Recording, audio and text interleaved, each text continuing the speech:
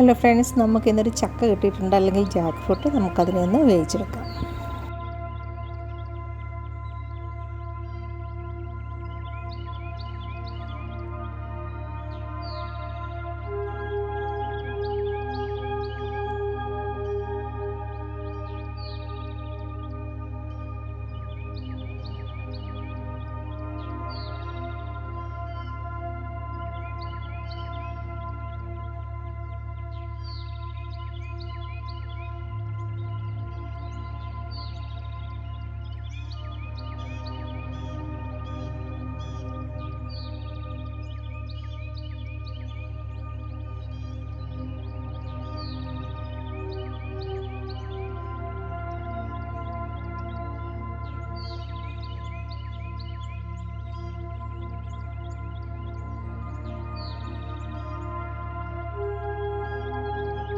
ചക്കയൊക്കെ വളരെ കഷ്ടപ്പെട്ട് മുറിച്ച് തൊലിയൊക്കെ കളഞ്ഞ് അരിഞ്ഞ് എല്ലാം എടുത്ത് വെച്ചിട്ടുണ്ട്.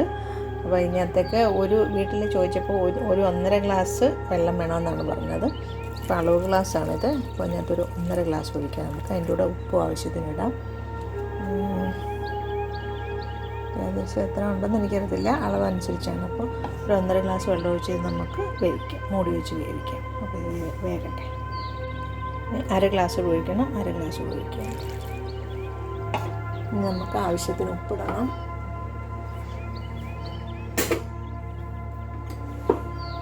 നല്ല വിളഞ്ഞ് വരിക്കച്ചക്കയായിരുന്നു ഇത്. ശരിക്കും പറഞ്ഞാൽ ഞാൻ വളരെ കഷ്ടപ്പെട്ടാണ് ഇത് മുറിച്ചൊക്കെ എടുത്തത്. നമ്മൾ കൂടെ ഇന്ന് ചകണി പറിക്കുമെന്നല്ലാതെ ചക്കയും തന്നെ ശീലം. ഇന്നാളും ഒരു പ്രാവശ്യം ബാംഗ്ലൂർ വെച്ച് ഞാൻ ഉണ്ടാക്കി തന്നെ, പക്ഷെ അത് മുറിച്ച് തന്നിരുന്നാലും. അപ്പോൾ ഇതിപ്പോൾ ഞാൻ തന്നെയാണ് എല്ലാം ചെയ്തത്. ഞങ്ങളിവിടെ കൊണ്ട് തന്നതേ ഉള്ളൂ, ഹോം ഡെലിവറി ആയിരുന്നു. അപ്പോൾ ഇനി പിന്നെ നല്ല മൂത്ത ചക്ക ആയതുകൊണ്ട് പെട്ടെന്ന് എല്ലാം വന്നു. ഇത് വരിക്കച്ചക്കയാണ്. അപ്പോൾ ഇതിരുന്ന് വേകട്ടെ. നമുക്ക് ഇത് മൂടി വെക്കാം. വെന്ത് കഴിയുമ്പോൾ നമുക്ക് തേങ്ങയും ജീരകവും തേങ്ങയും വെളുത്തുള്ളിയും എല്ലാം കൂടെ അരച്ചിടാം. തേങ്ങ, വെളുത്തുള്ളി, പിന്നെ പച്ചമുളക്, ഉള്ളിയെല്ലാം കൂടെ അരച്ച് ഒതുക്കിയിടും. ഇത് വേകട്ടെ. നമ്മൾ അരപ്പിനായിട്ട് ഒരു മുറി തേങ്ങ ഞാൻ പുളി എടുത്തിട്ടുണ്ട്. അതോടൊപ്പം തന്നെ 4 അല്ലി വെളുത്തുള്ളി, 4 കുഞ്ഞി പച്ചമുളക്, പിന്നെ 4 ചെറിയ ഉള്ളി.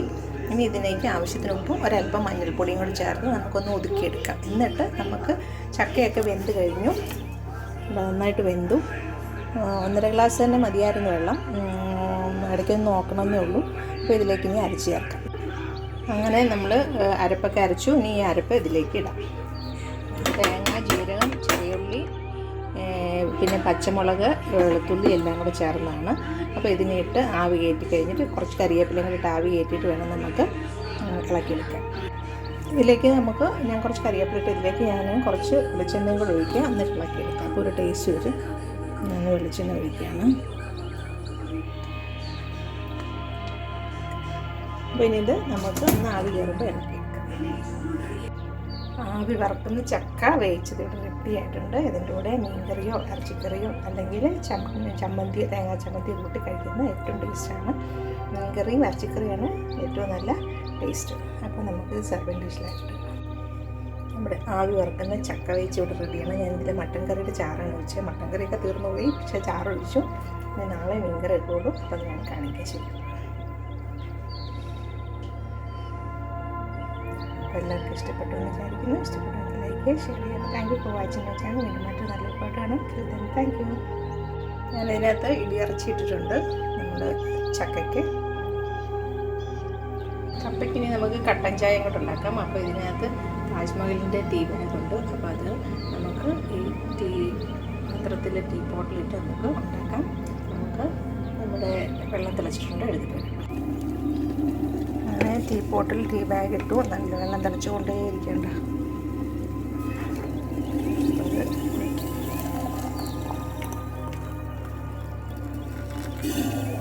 കുറച്ച് കഴിയുമ്പോൾ നല്ല സൂപ്പർ ടീ കിട്ടും. അപ്പോൾ ഇതിനെ നമുക്ക് കുറച്ച് ചക്കയുടെ കൂടെ കഴിക്കും.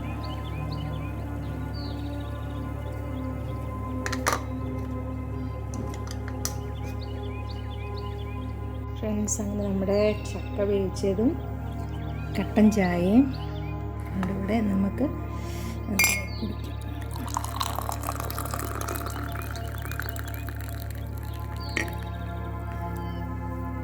അങ്ങനെ നമ്മൾ ചക്ക വെച്ച് കഴിക്കാൻ നമ്മൾ ഭയങ്കര ടേസ്റ്റായിരിക്കും. ആഹാ, കണ്ടിട്ട് തന്നെ കൊതി വരുന്നില്ലേ?